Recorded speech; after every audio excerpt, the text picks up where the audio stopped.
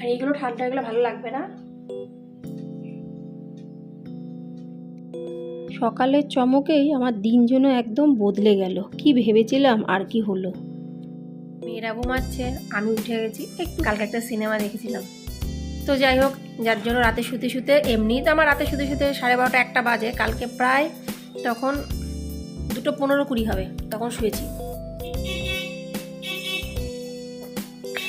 না, চা খেয়ে আমি রান্নাটা বসিয়েই দেবো।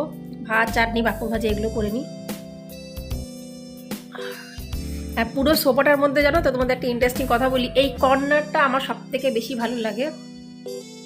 চা পত্র খাওয়া কমপ্লিট, এবার যাচ্ছি আমি তাড়াতাড়ি করে কাজ করতে। মেয়েরা যতক্ষণ ঘুমিয়ে থাকবে তার মধ্যে আমি সবসময় অন্ততপক্ষে রান্নাটা করে নেওয়ার চেষ্টা করি। ওরা ওঠার পরে না, মানে আমার নিজেরই মাথা ঠিক থাকে না, এটা দাও সেটা দাও, ওটা করো সেটা করো, যেটা বেশিরভাগ বাড়িতে হয়ে থাকে। আমার মেয়েরা ছোট, একেবারে ছোটও না বা যে বিশাল বড় তাও না। ওই জন্য আমি যখনই ওরা বাড়ি থাকে, তোমরা ভিডিও লক্ষ্য করলে দেখবে যে আমি ঝটপট আগে প্রথমে রান্নার কাজটা করে নেওয়ার চেষ্টা করি। কালকে রাতেই চালটা ভিজিয়ে রেখে দিয়েছিলাম, কিন্তু ভুল হয়ে গেছিলো, আমি বেশি চাল নিয়ে নিয়েছি, মানে অতিরিক্ত চাল নিয়ে নিয়েছি। এটা আজকে মানে দুপুর রাত্রির খেয়েও আমার মনে হয় কালকে দুপুর পর্যন্ত হয়ে যাবে। যাই হোক, ভাত তো কোনো কিছুই নষ্ট হয় না, আর ফ্রিজ যেহেতু আছে, আর তোমরা প্রথম থেকেই জানো আমি কোনো জিনিস কিন্তু কোনো কিছুতেই নষ্ট করি না। যতক্ষণ পর্যন্ত খাওয়া যায় আমি কিন্তু খাই, সে খাওয়ার জিনিস হোক আর হলো যে কোনো অন্য জিনিসও হোক। আজকে ঘরে সবজিপাতি বলতে কিচ্ছু নেই, অনেক দিন না সেইভাবে বাজার করা হয় না। আমি বারণ করেছিলাম যে বর্ষার মধ্যে বেশি যদি সবজিপাতি আনা হয়, অর্ধেকের বেশি তো 2 দিন 3 দিন পরে ফেলা যায়, আর ফ্রিজ কন্টিনিউ চললে কিন্তু সবজিও বেশি দিন টেকে না, বাইরেও রাখা যায় না। ওই জন্য আমি বর্ষা পড়ার থেকে কিন্তু কর্তামশাইকে বলি যে অল্প করে সবজি আনবে, ফুরিয়ে যাবে আবার নিয়ে আসবে। তা ফ্রিজে একটা মানে সেরকম কিছুই সবজি নেই। তা কাল রাত্রে অফিস থেকে আসার সময় জিজ্ঞাসা করলো কী আনবো, সবজি আনবো, মাছ না মাংস। আমি বললাম একটু চিকেন নিয়ে আসো, আমরা 3 জন খাবো সেই হিসাবে নিয়ে আসবে। আর কর্তামশাই না চিকেনটা খুব একটা পছন্দ করে না, তাও আমিও ভেবেছি যে আমরা 3 জন একটু খাবো, তো অল্প করেই নিয়ে আসো। তো সে অল্প করেই নিয়ে এসেছে, তাহলে আজ একটু চিকেন বানাবো। মোটামুটিভাবে প্রত্যেকের বাড়িতেই রবিবারের দিন চিকেন হয়, কিন্তু যেহেতু মেয়েরা বাড়িতে আছে আর সবজিপাতিও নেই, তো ওই জন্য চিকেনটা বানাবো। কিন্তু আজকে আমার মানে কালকে রাতে আমার বড় মেয়ে বলে দিয়েছিল, মাম্মা চিকেনটা না একটু ভালো করে বানিও, প্রতিদিনকার মতন ওই ট্যানট্যানে ঝোল বানিও না। আমি বলছি আমি ট্যানট্যানে ঝোল বানাই, আমি কত রকম আলাদা আলাদা করে রান্না করি। বলছে না, ওরকম কিন্তু একদমই বানাবে না, দেখো না এখানে কি সুন্দর কষা কষা শুকনো শুকনো করে সেরকম। তা প্রথমেই বলে দিই বন্ধুরা, এখানকার মারাঠি স্টাইলের চিকেন আমি জীবনেও পারবো না, আর পারলেও করবো না, আর করলেও খাবো না। মানে মনে হয় যেন তোমরাও কিন্তু খাবে না। কারণ এখানে জানো তো কী করে, এখানে না চিকেনটাকে নিয়ে আসে, চিকেন হোক আর মটন হোক, ওটার রসটা প্রথমে বের করে নেয় কুকারে সিটি মারতে মারতে, তারপরে সেই ঝোলটাকে আলাদা, মানে স্যুপ টাইপের যেটা বেরায় সেটাকে আলাদা করে রাখে। আর নর্মাল যে চিকেন হোক মটন হোক যেটা বেরায় সেটাকে আলাদা, পুরো সমস্ত দুনিয়ার যা মশলাপাতির আছে তার মধ্যে মারাঠি মশলাও খানিকটা দেবে, দিয়ে সেগুলোকে ফ্রাই করে তেলে, ওই খুব পছন্দ। আর এখানকার মানুষরা ওটাই খায়, আর আমার মেয়েরা তো ওটা খুবই পছন্দ করে, কিন্তু আমি তো পারিও না, শিখবও না, বানাবোও না। তো যাই হোক, তোমাদের এখানকার একটা জানকারি দিয়ে দিলাম। চিকেন মটন এখানে মানে এরকমভাবেই হয়, ওই জন্য দেখবে তোমরা, আমি কারোর বাড়িতে গেলে যদি কেউ নেমন্তন্ন করে, তাহলে এখানে কিন্তু আমি নিরামিষই খাওয়াই পছন্দ করি। আর এখানকার অনুষ্ঠান বাড়িতে তো জীবনেও কোনো দিনও কোনো আমিষ হবে না, সে যে কোনো অনুষ্ঠান হোক না কেন, সব ওই নিরামিষ ভেজ। সে যত বড়ই মানে লাখপতি কোটিপতি যাই হোক না কেন, ওই ভেজই কিন্তু খাওয়াবে। আর খুব বেশি ভালো বড় অনুষ্ঠান করলে সাথে থাকবে একটু পনির আর একটু গোলাপ জামুন, নাহলে নর্মাল জিলাপি দিয়ে কিন্তু এখানকার কাজ মিটে যায়। যাই হোক, তবুও কিন্তু বেশ ভালো লাগে। চিকেনটা ফ্রিজ থেকে বের করে রেখে দিয়েছি। এখানটায় সেই আমি 2-3 মাস আগে 1 কিলো রসুন আমার কর্তামশাই বাজার থেকে নিয়ে এসেছিলো, পুরনো, অনেক পুরনো ভিডিও দেখলে তোমরা জানতে পেরে যাবে। এখান থেকে কিন্তু যতটুকু প্রয়োজন হয় আমি কিন্তু রসুন বার করি। রসুন আমি খুব একটা ইউজ করি না, মানে সেরকমভাবে চিকেন মটন কিংবা যদি কাতলা মাছ হয় তবেই আমি রসুনটা ইউজ করি, নাহলে আমার রসুন সেরকম একটা লাগে না। তারপরে আমি ভাবলাম কি আগে এই বাসনপত্রগুলো উঠিয়ে নিই, তারপরে আমি এক এক করে রান্নার দিকে যাব। আর যখন রান্নার দিকে যাব তখন আর অন্য দিকে যাব না। ভাতটা তো মানে ভাতের জলটা তো ফেলেই দিয়েছি, ভাতটা কালকে ভিজিয়েছিলাম চালটা, তো ভাত হতেও আমার বেশিক্ষণ একটা সময় লাগবে না। মেয়েরা ঘুমিয়ে থাকতে থাকতে আশা করছি সমস্ত কাজ বাজ আমার কমপ্লিট হয়ে যাবে।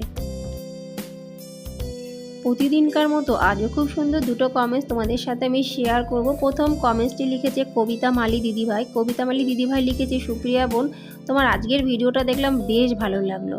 এরমভাবে এগিয়ে যাও। অসংখ্য ধন্যবাদ দিদিভাই, তোমরা যে এত সুন্দর সুন্দর কমেন্টস করো, এত আশীর্বাদ দাও, অবশ্যই অবশ্যই আমারও মানে সামনের দিকে এগানোর পথটা তোমাদের আশীর্বাদের জন্যই কিন্তু হচ্ছে। তাই এরকমভাবে আমাকে সম্পূর্ণভাবে সাপোর্ট করে যাও, এগিয়ে যাই যাতে, সেইভাবে আমাকে আশীর্বাদ দিয়ে যাও। অনেক ধন্যবাদ, অনেক অনেক ভালোবাসা। এখানে দেখো এক গাদা টিফিনকার বাটি, এই টিফিনকার বাটিগুলো কিন্তু আমার মেয়েদের, আমার কর্তামশাইয়ের অফিসের, কিন্তু কর্তামশাইকে তো খাবার আজকে দিইনি, মেয়েদের ছুটি হলে বেশিরভাগ দিনই কিন্তু আমি কর্তামশাইকে খাবার দিই না। এটা বলতে পারো যে আমার এই নতুন একটা প্যাটার্ন শুরু হয়েছে আমার মেয়েরা নতুন ক্লাসে যাওয়ার পরে। প্রতিদিনই তো দিই, মাঝে মধ্যে যদি একটু না দিই তাতে ক্ষতিটা বা কিসের, মাঝে মধ্যে তো ক্যান্টিনের খাবারও খাওয়া যায়, ওই জন্য রাখতে রাখতে গেছে, ভেবেছিল আজকে দেবো, অন্যান্য দিন দিয়ে থাকি। আমি বললাম আজকে মেয়েদের স্কুল ছুটি, আজকে আমি খাবার কিছু দিতে পারবো না, আর সত্যি কথা বলতে ঘরে সবজিও নেই। যেই বললাম ঘরে সবজি নেই, তখন মুখটা পুরো চুপচাপ করে চলে গেল অফিসের দিকে। কেন কি, তার কাছে তো কোনো উত্তরই নেই, সে বলবে কি। দিব্যি আমি বাসনপত্র গুছাচ্ছিলাম, বাজলো দরজায় বেল, দেখি তো কে। আমার বান্ধবী অশ্বিনী আনলো হাতে একটা থালা, সেই থালাটা দিল আমার কাছে। এই দেখো সকাল সকাল আমার বান্ধবী কি পাঠিয়ে দিয়েছে, একদম গরম গরম, ঘরে বানিয়েছে। এটা আলুর বড়া মনে হচ্ছে, দারুণ। আমার ছোট মেয়ের একটা, বড় মেয়ের একটা, আমার একটা, আমার বান্ধবী, ওই জন্য আমাদের তিনজনকে। আর এইগুলো ঠান্ডা, এগুলো ভালো লাগবে না, ও বাইরের জিনিস খুবই কম খায়, উচিতও তাই। বেশিরভাগ ঘরে বানানো, ঘরেই বানায়, অনেক কিছুই বানাতে পারে, আমি পারি না।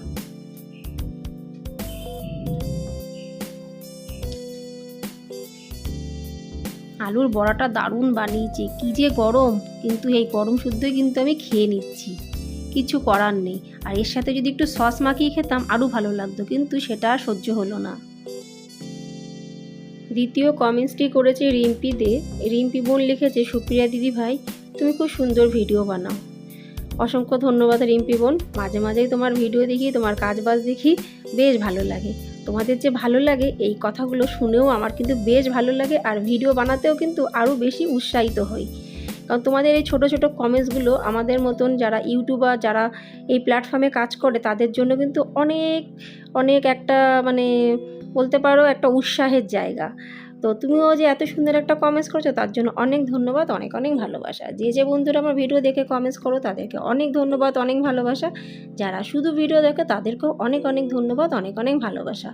ভাত তো আজকে অনেকটা করা হয়ে গেছে, চিকেন ভিজানো হয়ে গেছে, কিন্তু মাংস করার ইচ্ছা নেই। আমার যেন একটা ব্যাড হ্যাবিট আছে, যদি সকালবেলায় আমি ভারী জিনিস কিছু একটা খাই, তাহলে সেই সময়টা মানে সেই দিনটা আমার আর অন্য কিচ্ছু রান্না করতে ইচ্ছা করে না। এই জন্য কোনো সময় দেখবে না যে আমি সকালে ব্রেকফাস্ট করি, দরকার পড়লে সকালবেলায় 2 বার করে আমি চা খেয়ে নিই, তাও ভালো, কিন্তু সকালে আমি একবার যদি কিছু খাই, আমার পেটে যদি একবার কোনো খাবার যায়, রান্নার পুরো 12টা বেজে যায়, আমার আর রান্না করার কোনো এনার্জি লেভেলই থাকে না। চিকেনটা তো ভিজিয়ে রেখে দিয়েছি, একবার ভাবছি করবো কি করবো না, আপাতত ভিজানোই থাক জলের মধ্যে, কারণ ডিপ ফ্রিজে ছিল, বরফ পুরো লাগা। তা পকোড়া খাওয়ার পরে মনে হলো একটু দুধ চা খাই, বসিয়ে দিলাম দুধ চা, মানে শোনেবে সোয়াগা। পকোড়া খেয়ে রান্না করার ইচ্ছা নেই, দুধ চা খেয়ে তো মোটেই রান্না করার আমার ইচ্ছা উড়েই যাবে।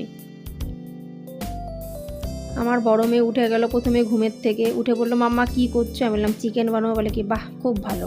তারপরে উঠলো আমার ছোটো মেয়ে, মাম্মা কী রান্না করছো, আমি বললাম এখন পাঁপড় ভাজছি, চিকেন বানাবো, চাটনি বানাবো। বলে মাম্মা চিকেন কিন্তু একটু ঝাল কম দেবে, আর মাখা মাখা কষা কষা করবে। আমি বললাম ঠিক আছে। আমি বললাম দেখ আমার বান্ধবী অশ্বিনী আন্টি পকোড়া দিয়ে গেছে, আলুর পকোড়া ওখানে টেবিলে পরে রাখা আছে। 2 মেয়ে নিল, কিন্তু যেহেতু আলুর পকোড়াটা নরম নরম হয়ে গেছে, ওরা কিন্তু খেলো না। তাহলে খাবেটাকে তোমরা বুঝতেই পারছো, আমিই খাবো। আমি আর কোনো দিক না তাকিয়ে 2টো পরোটা ওই আধা কাপ দুধ চায়ের সাথে আমি একদম পুরো খেয়ে নিলাম। মানে বিশাল সুন্দর, খুব সুন্দর, দারুণ।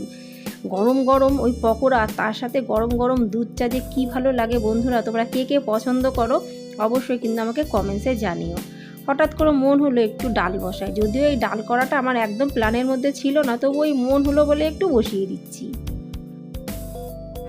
তাহলে সকাল থেকে আজকে যা যা ভাবিনি তাই তাই হচ্ছে। পকোড়া আসলো, পকোড়া আমি 3টে খেয়ে নিলাম। ডালটা করব না ভাবলাম, ডালটা বসালাম। চিকেনটা ভিজানো আছে কিন্তু এখনও চিকেনের করার মতন মানসিকতা আমার একটুও নেই। মানে সবই উল্টোপাল্টা হচ্ছে। ওই জন্য প্ল্যান করে যে সবসময় সব কিছু হবে তার কিন্তু কোনো মানে নেই। আমার তো প্ল্যান করে কাজবাজ হয় খুবই কম, মানে নায়ের সমান। যেটা ভাবি সেটা হয় না, যেটা ভাবি না সেটা হয়।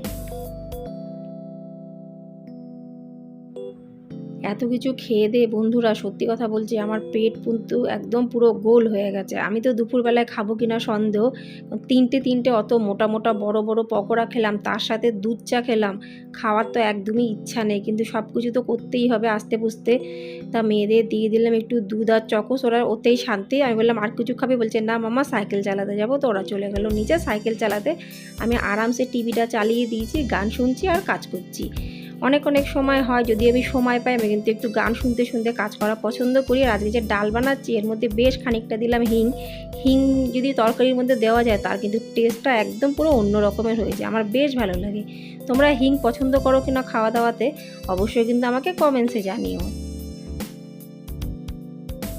সেই কখন রান্নাঘরে ঢুকেছি, এখনও কিন্তু আমি ঘরের অন্যান্য কাজবাজ করতেই পারিনি। আমি প্রথমে ভেবেছিলাম যে আজকে রান্নার কাজটা আগে করে নেব, তারপরে অন্যান্য কাজবাজ করব। কিন্তু তখন রান্না থেকে আমি উঠতেই পারছি না, একের পর এক টুকটাক করে যাচ্ছি। কিন্তু কি করছি নিজেও জানি না, সবজি নেই ঘরে। কিন্তু এই টুকটাক কাজ করতে করতে এই জন্য আমার সময়টা কেটে যাচ্ছে। খাওয়া দাওয়ার পরে কেমন একটা আলস্যি ভাব লাগে না, আমার তো সেরকম লাগে। এই যদি আমি সকালে ওই পকোড়াগুলো না খেতাম তাহলে কিন্তু আমার হারগিজ এরকম মানে এনার্জি লেভেলটা ডাউন হতো না, আমি ঝটপট কিন্তু করে নিতাম। এখন শুধু ভাবছি কোনো মতে এই রান্নাগুলোই হয়ে যায়। মেয়েরা এখনও আসেনি, ওরা খেলতে গেছে, নিচে সাইকেলিং করতে গেছে। আমি কি করলাম বুদ্ধি করে চিকেনটা ভালো করে আমি আবার একটা ডাব্বার মধ্যে তুলে রাখলাম। আর না কেমন একটা আমার অস্বস্তি লাগছে, মনে হচ্ছে যেন চায়ের সাথে পকোড়া খেয়েছি তো আলুর পকোড়া, মনে হচ্ছে যেন গ্যাস হয়ে গেছে, ঢেকুর উঠছে, কেমন টক ঢেকুর উঠছে, মানে লোভ করে খেলে যা হয়। তাহলে রান্নার মধ্যে কিন্তু আজকে কিছুই হলো না। টক হলো, পাঁপড় ভাজা, ভাত আর ডাল, চিকেন গেল ফ্রিজে। মানে বুঝতেই পারছো বন্ধুরা আজকের ভিডিওটি কেমন একটা উল্টোপাল্টা হয়ে গেল নিজের দোষে। আজকে আর ভালোই লাগছে না। তাহলে বন্ধুরা আজকের ভিডিওটি না এখানেই আমি সমাপ্ত করছি। যদি ভিডিওটি একটুও ভালো লেগে থাকে অবশ্যই লাইক, সাবস্ক্রাইব, শেয়ার, কমেন্টস করে পাশে থেকো। আবার তোমাদের সাথে দেখাবে পরবর্তী ব্লগে। ততক্ষণের জন্য নমস্কার।